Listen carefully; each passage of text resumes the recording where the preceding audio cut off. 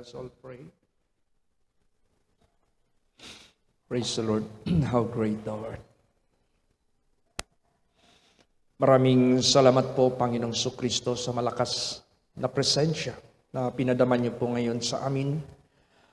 Napakadakila niyo po, Panginoong Kristo.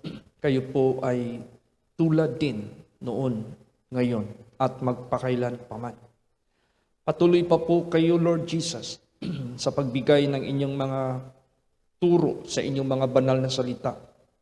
Kayo po nagsabi, search the scriptures, for in them you think ye have eternal life, and they are they which testify of me. Kaya marami pong salamat para lubos makilala ng inyong mga anak, para lubos makilala ng bawat isa ng mga mananampalataya dyan sa inyo kung sino po kayo.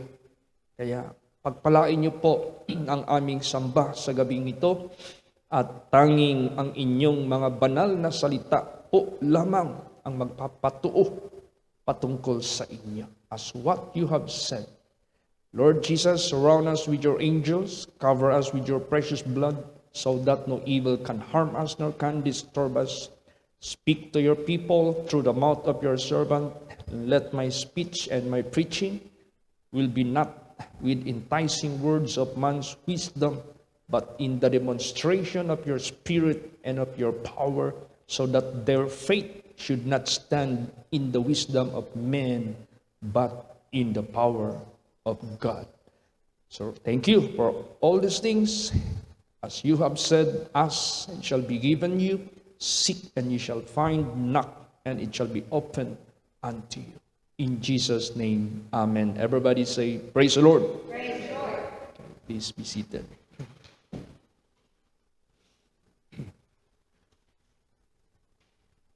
Everybody say, praise the Lord. Praise the Lord. Dito sa Bible, merong isang disipulo ang ating Panginoong Kristo na nagngangalang Tomas. Nung namatay ang ating Panginoong Kristo, sila po ay nagsitago sa mga taguan nila at nag-uusap-usap sila. Hanggang dumating na resurrect ang ating Panginoong Kristo, nagpakita si Lord Jesus doon sa kanyang mga disipulo.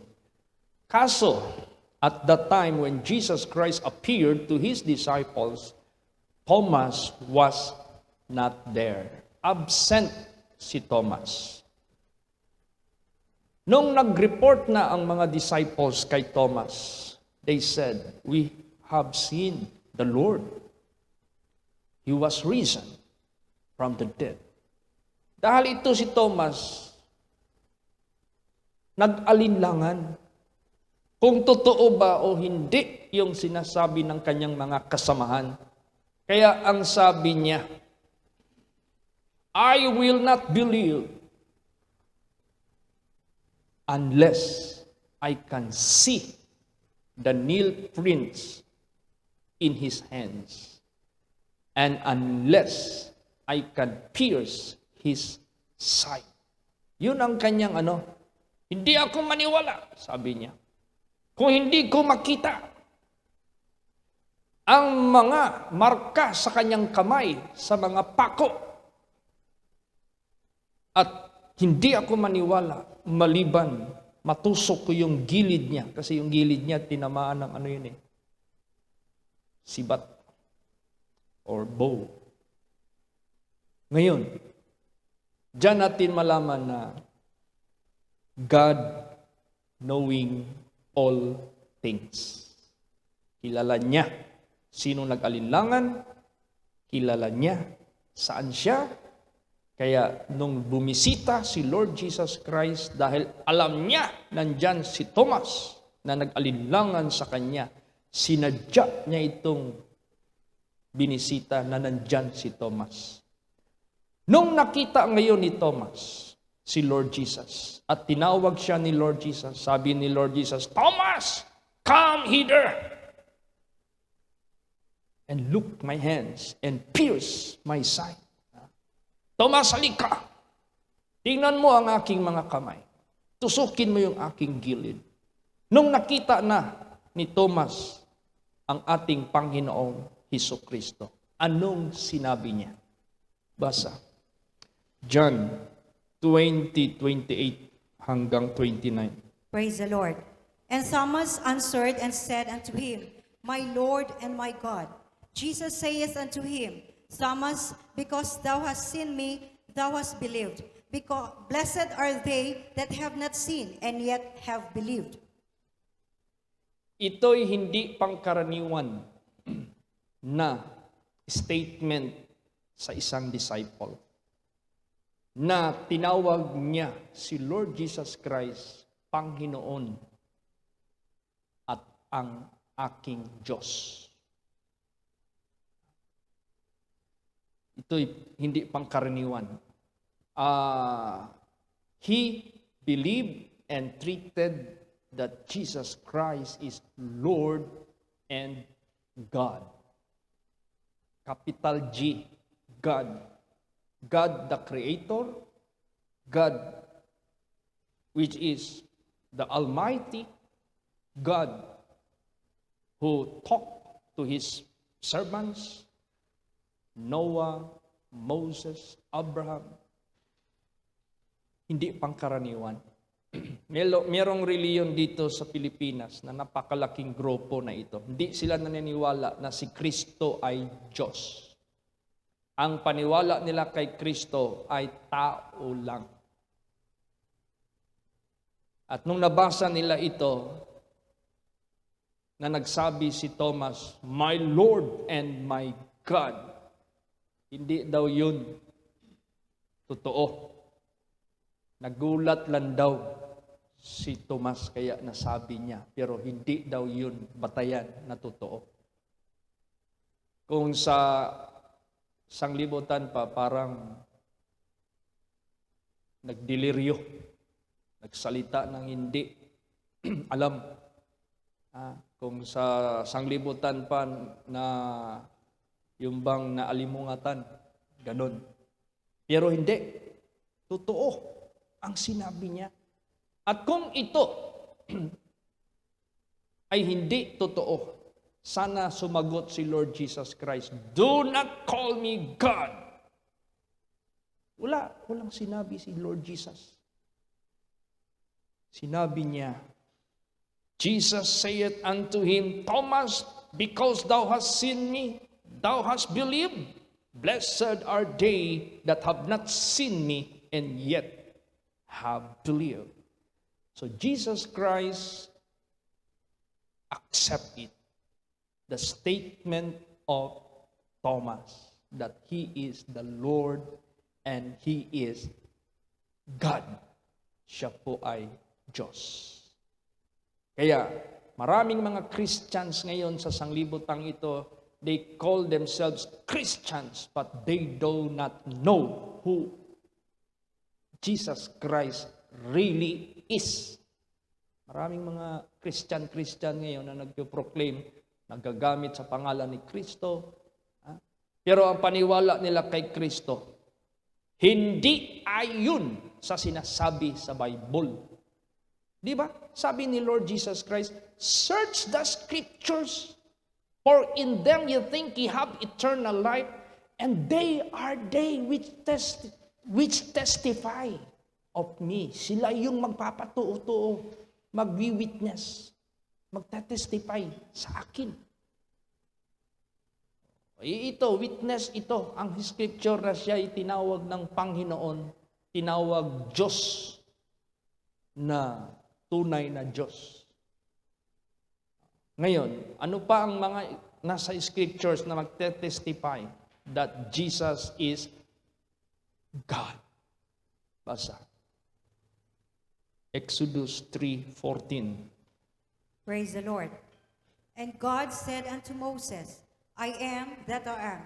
And he said, Thus shalt thou say unto the children of Israel, I am hath sent me unto you. Yan. Nagtanong si Moses, Lord, Yung natapos yung nakipag-usap ang Diyos kay Moses doon sa burning bush. Pero magtaka ka, kung basahin mo yung burning bush, sinong minention doon? An angel of God. Ang Diyos, pwede siyang magsuot ng angel. Ang Diyos, pwede siyang magsuot ng tao, katulad kay Kristo. Ang Diyos, pwede siyang maging espiritu. Ang Diyos, pwede niyang puntahan ang mundo, pero nandoon pa rin ang present niya sa Diyos o sa langit. No? God can visit the world, but He is still present in heaven. God is so, kaya nga His wisdom is infinite. Hindi natin kayang sukatin. Kaya dito, pinapatunayan lang sa Bible that Jesus is God. But He took the form of man. Totoo na nagpakatawang tao siya. Hindi siya nagpadala ng angel para i-redeem tayo. Siya mismo ang Diyos. Siya mismo ang bumaba. Siya mismo ang ating Redeemer and Savior. Diyan sa kay Lord Jesus Christ. Praise the Lord. Oh, magtaka ka, bakit dalawang I am? Sabi ni Moses, Lord, if the king of Egypt asks me, who is my God which sent me to him? Tell him, my name, that I am that I am. Bakit dalawang I am? I am that I am. Bakit? Basahin natin kung ano ang sinabi ng Diyos sa Old Testament. Ang nagsasalita nito ang Diyos na naglalang sa langit at sa lupa. Anong sinabi niya about that I am that I am? Basa. Isaiah 43 verse 10. Praise the Lord.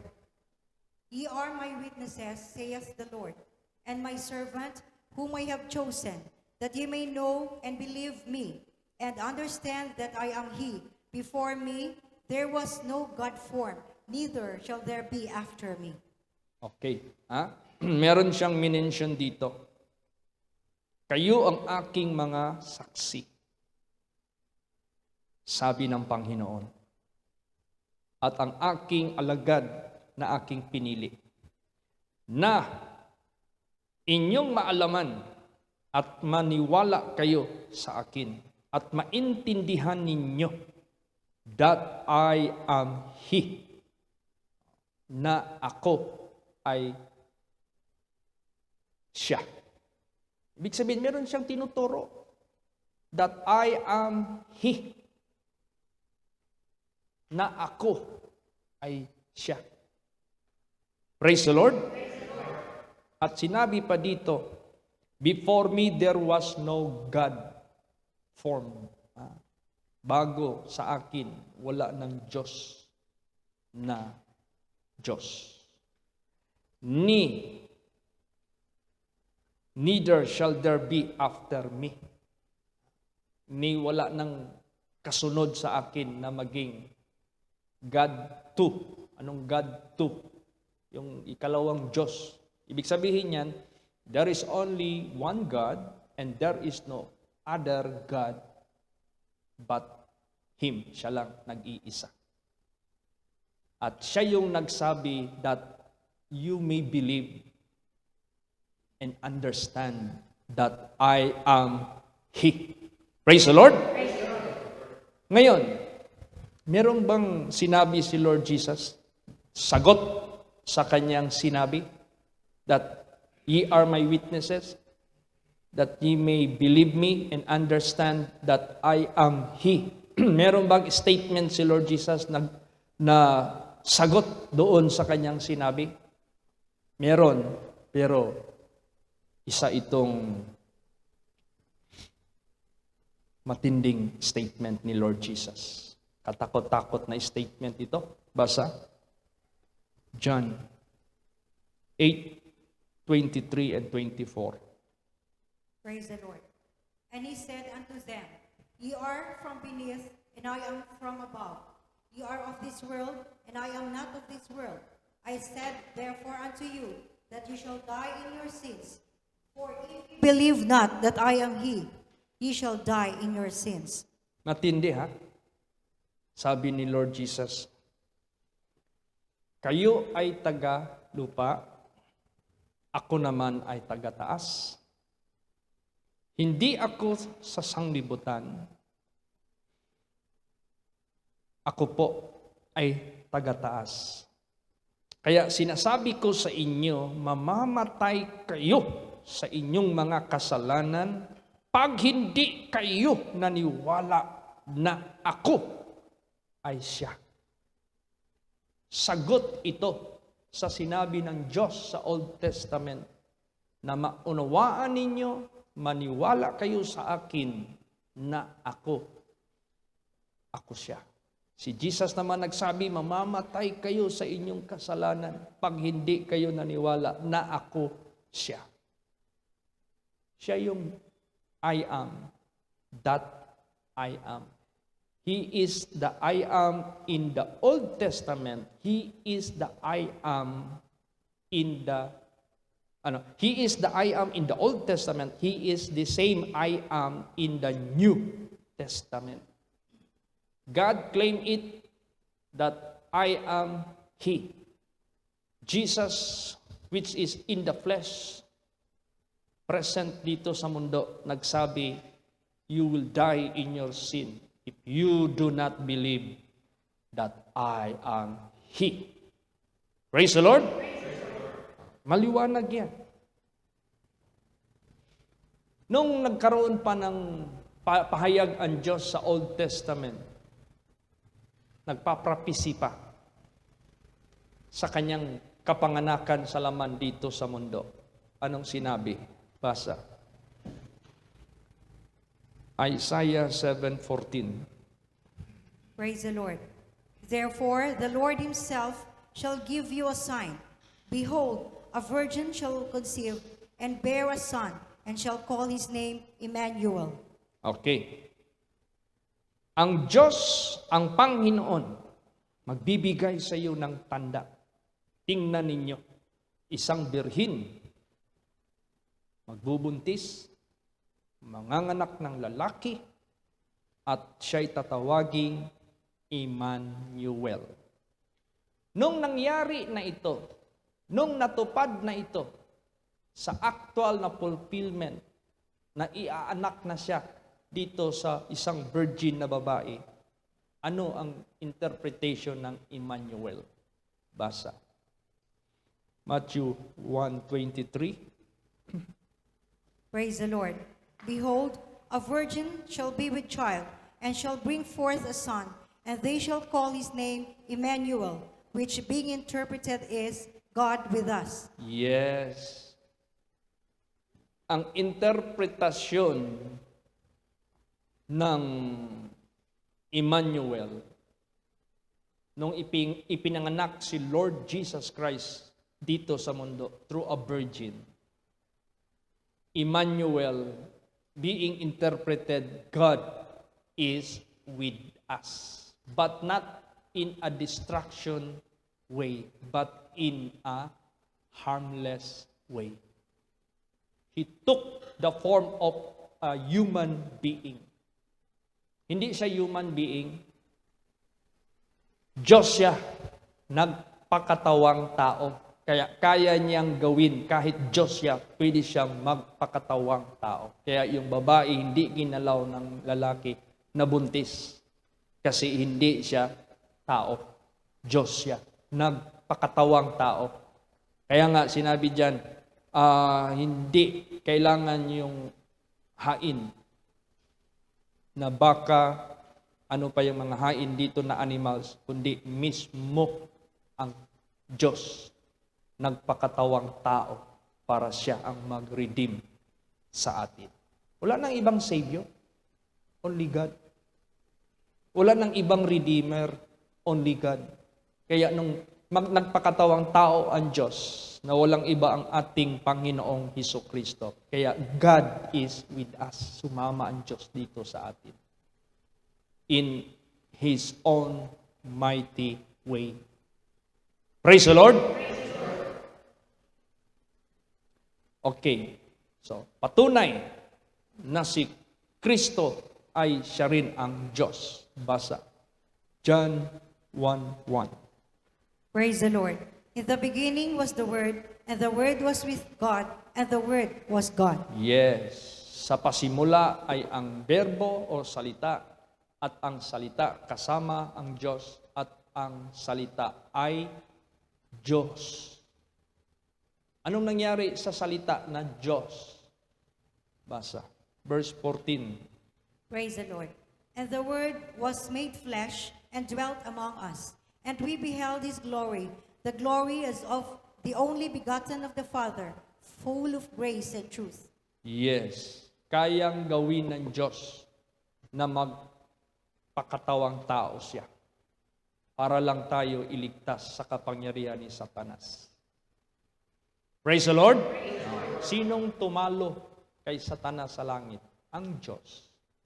Sino lang ang makatalo kay Satanas nung binagsak niya sa lupa? Ang Diyos. Siya lang din. Kaya kung hindi siya pumunta dito, nagpakatawang tao, walang maligtas sa atin. Kaya nga, neither is there salvation in any other, for there is none other name from heaven whereby we must be saved. And thou shalt call his name Jesus, for he shall save his people from their sin. He is the Savior. The Old Testament witnessing that there is only one God and there is no other Savior but God. Si Jesus naging Savior, walang makakaangkin ng titulo as Savior, ang God lang, ang Diyos lang. Di ba dito nagalit yung mga Pariseo? Nung narinig nila na nagpatawad si Jesus ng mga makasalanan. You are blasphemer. Only God can forgive.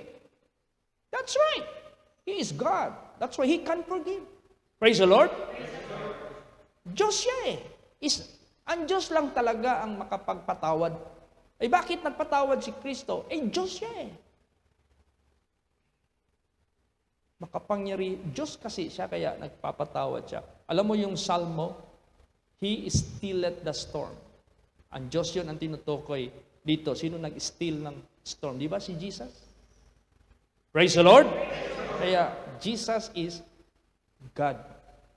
Without doubt. Hindi na yan pag-alinlanganan. Nagpakumbaba kasi siya. Kaya ang mga tao hindi makapaniwala. Kahit He is God or equal siya sa Diyos, pero nagpakumbaba siya. Basahin natin yan. Philippians 2:6 and 7. Praise the Lord. Who, being in the form of God, thought it not robbery to be equal with God, but made himself of no reputation, and took upon him the form of a servant, and was made in the likeness of men. Yeah. Bagamat siya ay Diyos, hindi niya inari na siya'y equal with God. Anong ginawa niya? Ginawa niya ang kanyang sarili without reputation. Kaya gumamit siya ng guardian, carpenter. Sinadya niyang pinanganak siya sa manger, walang reputation. Praise the Lord! Ganon ang ginawa niya. Took upon him the form of a servant. No? Ginamit niya na magpakatawang tao siya. Anong klaseng tao? Isang abang alagad. Servant. Hindi king. Servant. And was made in the likeness of men. Nag-anyo siya. Katulad sa isang tao. God is powerful. He can transform himself into an angel. He can transform himself into a fire. He can transform himself like a thunder. Kaya niya lahat. Kahit magpunta siya dito sa sanglibutang ito, he is still there up in heaven. Praise the Lord. God is powerful. Kaya, ganon. Basahin natin ano pa ang nag-witness about Jesus. Basa. Revelation 4:8. Praise the Lord. And the four beasts had each of them 6 wings about him, and they were full of eyes within. And they rest not day and night, saying, Holy, holy, holy, Lord God Almighty, which was and is to come. Sino ba yung which was? Which is and which is to come. Which was past, which is present, which is to come future. Sino bang pumunta dito na pinatay? Past. Sino ba yung nabuhay? And he is alive forevermore, present. Sino ba yung nangako na babalik siya dito sa mundo? Di ba si Kristo? Praise the Lord. Anong inattribute sa kanya na title? Almighty. Lord God Almighty. Oh. So, ano pang pag-alinlanganan mo kay Kristo? Siya po ay totoong tunay na Diyos. Witness yan. Sino nag-witness? Yung mga heavenly creatures. Praise the Lord. Ang nag-witness dito, heavenly creatures ito. Hindi ito tagalupa. And the four beasts had each of them 6 wings about him, and they were full of eyes within. And they rest not day and night, saying, Holy, holy, holy, Lord God Almighty, which was, which is to come. They are witnessing who Jesus Christ really is. He is God, Lord God Almighty. Praise the Lord. Another, Revelation 1:8. Praise the Lord. I am Alpha and Omega, the beginning and the ending, saith the Lord, which is, and which was, and which is to come, the Almighty. Sino nagsabi niya? Mismo ang ating Panginoong Hesukristo. If it is being written in red, that is the saying of Jesus Christ. Si Lord Jesus nagsabi, I am Alpha and Omega, the beginning and the ending, saith the Lord, which is, and which was, and which is to come, the Almighty. Sinaksihan siya ng mga heavenly creatures, mismo he proclaimed it by himself that he is the God Almighty. Praise the Lord! Bakit siya yung beginning? Saan ba natin makita yung beginning? Sino ba yung beginning na yan? Basa. Genesis 1:1. Ano ba talagang pinakasimula ng Bible? Sige. Praise the Lord. In the beginning, God created the heaven and the earth. Yes. In the beginning, God created. Siya yung beginning, God. Anong ginawa ng God in the beginning? Created the heaven and the earth. Siya yung creator. Ay yung ending naman. Kung basahin mo yung Bible, ano yung meron dyan sa ending? Basa. Revelation 22:20 and 21. Praise the Lord. He which testifieth these things saith, Surely I come quickly. Even so come, Lord Jesus. The grace of our Lord Jesus Christ be with you all. Amen. Siya yan. Siya yung ending dyan sa Bible. Kaya bawal mong bawasan, bawal mong dagdagan yung Bible as is, where is, para accurate ang katotohanan ng Diyos. Kaya may mga religion ngayon na kinukunan nila yung Bible dahil mahulog sila sa false teaching, false doctrine. Para ipilit nila na sila yung totoo, sila yung tunay, wala nang iba. Pero, yun, dinodoktor nila yung Bible. Huwag nating doktoran yan. As is yan, where is. Kaya sabi ni Jesus, search the scriptures, for in them you think you have eternal life, and they are they which testify of me. Diyan mo maisip na meron kang privilege na eternal life. Bakit kailangan ang scripture malaman natin na magsasaksi, magwi-witness about Jesus para malaman mo sino yung makapagbigay sa iyo ng eternal life. Para malaman mo sino yan, si Lord Jesus Christ. He is God, the Creator. Praise the Lord! Alam mo, nakita na yan ni Daniel sa vision. At meron siyang nireveal sa vision niya na nakita. Nagdi-describe talaga. At kung ano yung nakita niya, anong meron sa kanya, anong titulo niya, anong meron siya, basahin natin yan. Daniel 3:13 and 14. Praise the Lord. I saw in the night visions, and behold, one like the Son of Man came with the clouds of heaven, and came to the Ancient of Days, and they brought him near before him. And there was given him dominion, and glory, and a kingdom, that all people, nations, and languages should serve him. His dominion is an everlasting dominion, which shall not pass away, and his kingdom, that which shall not be destroyed. Yan. Pinakita na yan sa vision. Na mayroong darating from heaven. Anong itsura? Son of Man. Praise the Lord! Iba yan lagi ang lumalabas sa bibig ni Lord Jesus, the way He introduced His own self, the Son of Man. Siya yan.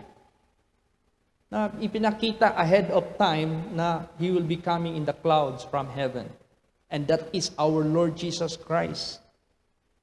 At nakita natin, sinabi dyan, and there was given Him dominion and glory and a kingdom that all people, nations, and languages should serve Him. His dominion is an everlasting dominion which shall not pass away, and His kingdom which shall not be destroyed. Si Daniel, Shadrach, Meshach, Abednego, itong book of Daniel, nandyan yung kasaysayan nila, that they never worship that which is not of God. Hindi sila magsamba na hindi tunay na Diyos. Kaya kahit pilitin sila magsamba sa idols, hindi sila. Because they only worship God. Wala nang iba. O ito, bakit ipapaworship ang lahat ng mga tao doon sa Son of Man na kami? He is God. Wala namang ibang i-worship natin, only God. Praise the Lord. So, lahat nagwi-witness about kay Lord Jesus Christ that He is God. At do not question His ways. Makapangyarihan siya sa lahat. And there is only one God. Ang mathematics ng Diyos, 1 plus 1 plus 1 equals 1. Praise the Lord. Yan. Kaya nga, binato nila si Lord Jesus, gusto nilang patayin. Pagsabi ni Jesus, I and my Father are one. Galit na galit ang mga tao. Tapos sinabi naman ni Lord Jesus, before Abraham was I am. Lalo silang nagalit. No? Basahin natin yung last verse. Praise the Lord. John 8:58. Jesus said unto them, verily, verily, I say unto you, before Abraham was, I am. Yes. Bago ipinanganak si Abraham, nandyan na ako. Sabi ng mga tao, You are not yet 50 years old. And yet, you already exist. before Abraham? Batuhin na naman sila. See? Pag magsabi si Lord Jesus Christ sa gawain ng Diyos, blasphemy ang tawag niya nila kay Lord Jesus. Oh, you are blasphemer. You are speaking blasphemous words because you are making yourself equal with God. Hindi nila kasi matanggap, hindi kasi nila mapaniwalaan. Kaya, therefore, tinan mo, hanggang pinako na lang si Lord Jesus Christ sa cross sa Calvary. He never denied that He is God. Praise the Lord. Pinatay na lang siya. Hindi niya dininay yan. Lahat ng accusation sa kanya, hindi na yan dininay. He accept it. And He is ready to be killed for that statement. Kaya, ganun po. So, ang pinakamasaklap yung sinabi niya, kung hindi kayo maniwala na ako siya, mamamatay kayo sa inyong kasalanan. Kaya, kawawa ang mga tao sa mundong ito na hindi pa rin nila kilala sino si Lord Jesus Christ. You know, I experienced, nung meron akong naprihan dyan sa Jensen na tao na nagsusuka ng dugo. I was asked to go to the hospital kasi dinala nila sa hospital. Pagdating ko doon sa hospital, this is Mr. Augis ang pangalan. And he was brought to the Augis Hospital. Kapatid niya kasi ang may-ari, kaya Augis din ang pangalan ng hospital. Alam niyo po, pagdating ko doon, he was vomiting blood. Nung nilihans ko siya, piniprehan ko siya na pagalingin siya ni Lord Jesus Christ. Tumirik yung mga mata niya, paitaas. Pagtapos, yung ulo niya, bumagsak. Ganun.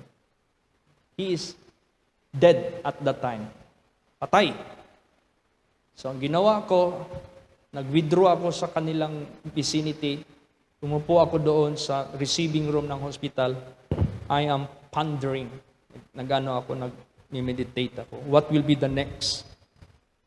I just pray and pray and pray. Maya-maya, na-revive yung pasyente. Tumawag sa akin, Pastor, ampuy ko. Takbo ako, kaya na-revive eh. Pag-pray ko sa kanya, instantly, miraculously, nawala. Bigla ang lahat niyang mga naramdaman ng sakit. I asked him to inhale and exhale. Wala na siyang naramdaman. Hindi na siya sumusuka ng dugo. Wala na lang. Pagtanong ko sa kanya, anong pakiramdam mo? Okay na ako. Are you sure? Yes, wala na ako naramdaman. Anong nangyari sa'yo? Bakit tumirik yung mata mo? Ay, nakita ko kanina, merong whirlwind na pumulupot sa katawan ko. Umikot. Tapos, parang may pressure na hinihigop yung aking kaluluwa. Nung hinihigop yung kaluluwa ko, hindi ko mapigilan yung naramdaman ko. Tumingin ako sa itaas kasi yung espiritu ko, nakikita ko na lumalabas na. Nung pag-depart ng aking kaluluwa, wala na akong malay, pero yung kaluluwa ko, nakikita ko kayo. Tingnan mo yan, pag ang kaluluwa pala ng tao, mag-separate, patay yung katawan, pero makakakita pa rin siya sa atin. Praise the Lord! Habang ako'y nakayuko, yung espiritu ko na hinihila ng ipo-ipo papuntang heaven, nakita ko kayo dyan sa ospital na iniiwanan ko. Para akong elevator. Pero nagtaka ako, hindi naman ako na bumara sa ceiling, tsaka sa atip. Tuloy-tuloy pa rin. Nakita ko yung atip ng hospital, palayo ng palayo. Nakita ko yung Jensen na mapa, palayo ng palayo. Nakita ko yung mapa ng Pilipinas, palayo ng palayo. Nakita ko yung Asia, nakita ko yung whole globe, palayo ako ng palayo. Ilang clouds ang aking dinaanan. Pagtapos, hininto ako.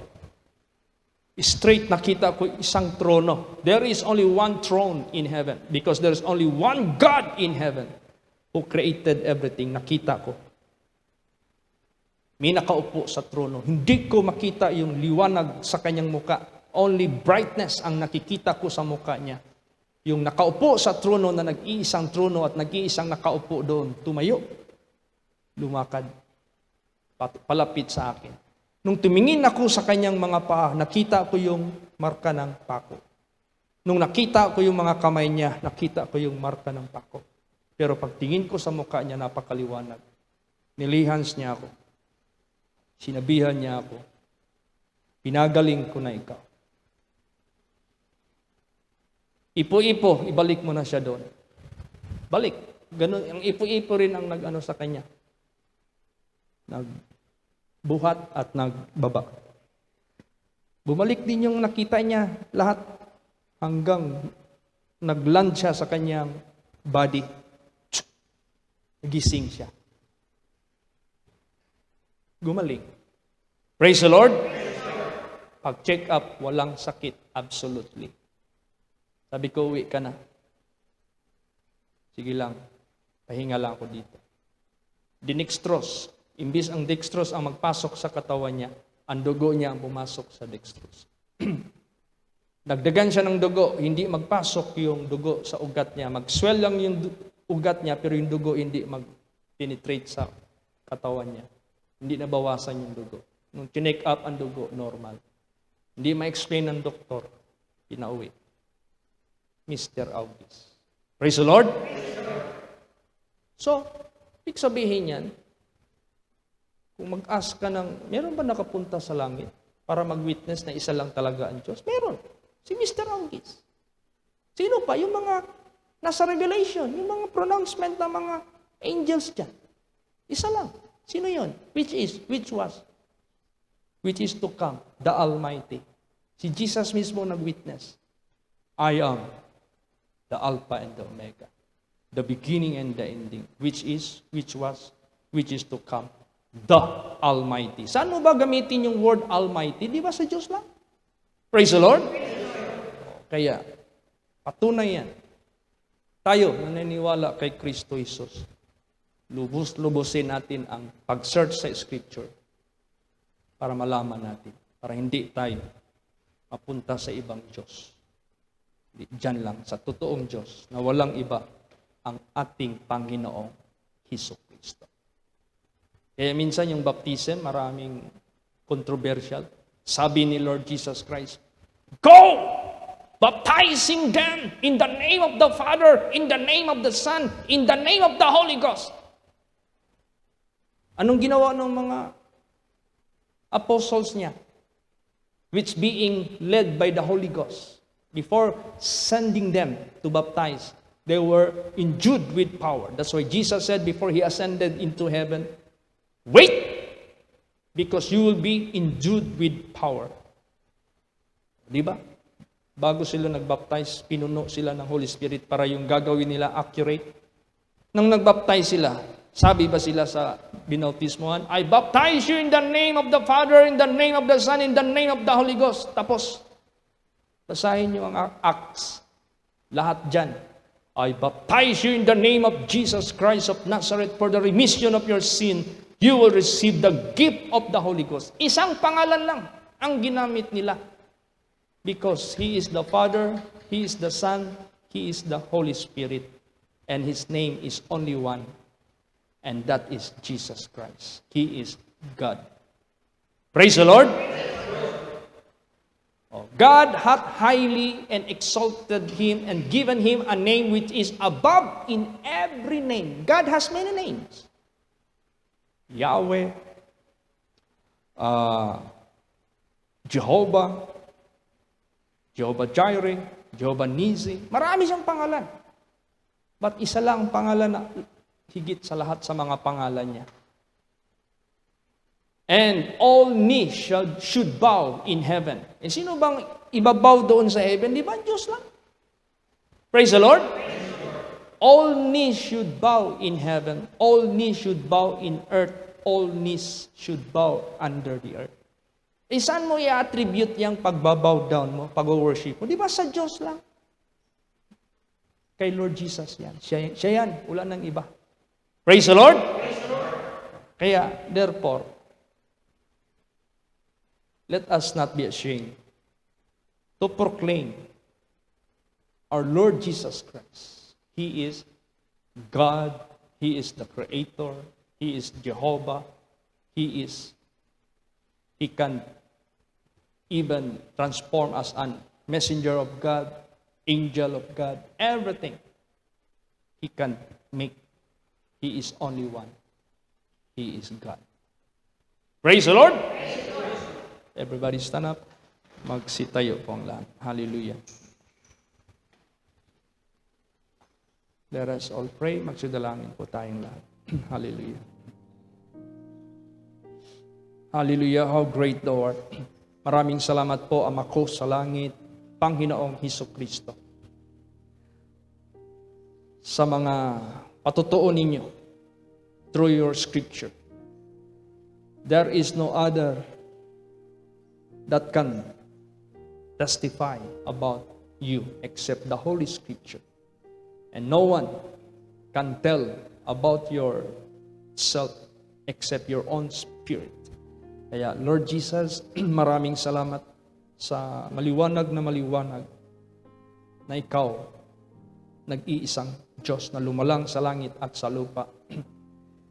Personally, nagpakatawang tao kayo para lang kami ligtasin. Kasi wala nang makaligtas, wala nang makatalo kay Satanas. Ikaw lang ang Diyos na nag-iisa. Kaya marami pong salamat sa katotohanan na ito po ay maging matibay sa isip at sa puso ng inyong mga anak para sino man ay huwag mamatay sa kanyang kasalanan. Marami pong salamat sa inyong pagsama sa amin. Patuloy pa po kayo sa pagpapahayag patungkol sa inyo para lalo pang makilala ng bawat isa kayo, Panginoong Hesukristo. Thank you for your mighty presence. Thank you for being with us. Thank you for your guidance. Thank you for the truth. Thank you for all the understanding. Thank you for opening our understanding about you. Marami pong salamat. You dismiss us now with your blessings. Preserve our going out and our coming in.